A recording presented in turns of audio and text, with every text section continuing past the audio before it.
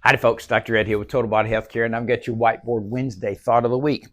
I think we can all agree that technology's done some pretty cool things for our lives. It's made us a little bit more productive, more efficient, giving us maybe some more free time. Usually we fill up that free time with other things to do, but technology has been kind of a cool thing through the years.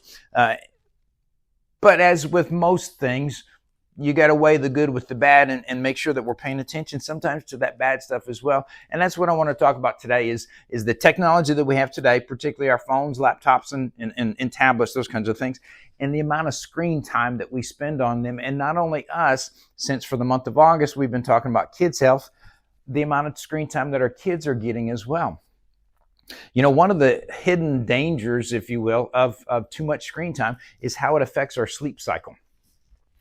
I hear it more and more from patients these days that they're having trouble sleeping, or maybe their kids are having trouble sleeping and they're asking me for some tips. So screen time's a biggie. So I got 3 tips for you today to help you improve your sleep cycle in relation to how much screen time you have. Tip number 1 is turn off all screens at least an hour before bedtime.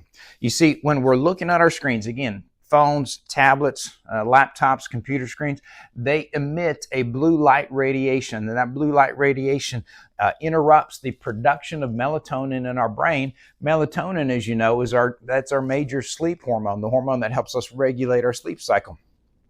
So if you're interrupting the production of melatonin, you're going to be interrupting your sleep cycle. So turn off all screens at least an hour before bedtime.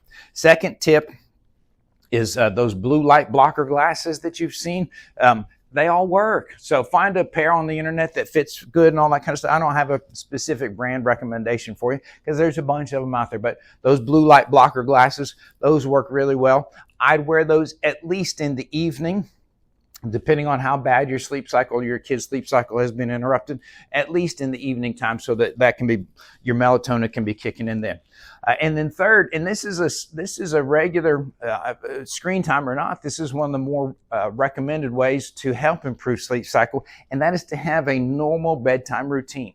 You know, that whether that's with your little kids and you're reading them stories, or maybe as your kids move on up into the teenage years, teaching them how to journal, writing things down. And this is a good tip for adults. When you write things down at the end of the day, that either helps you release it from the day, you know, maybe worries that you had about the day, or concerns about what you've got to do tomorrow. If you get it on paper, your brain kind of lets it go and you don't have to worry and think about it. So hopefully those 3 tips will help. Screen time's kind of a big deal. Make sure you're paying attention to it, not too much screen time for your kiddos, and it'll definitely benefit their health in the long run. I'm Dr. Ed with Total Body Healthcare. It's your Whiteboard Wednesday thought of the week.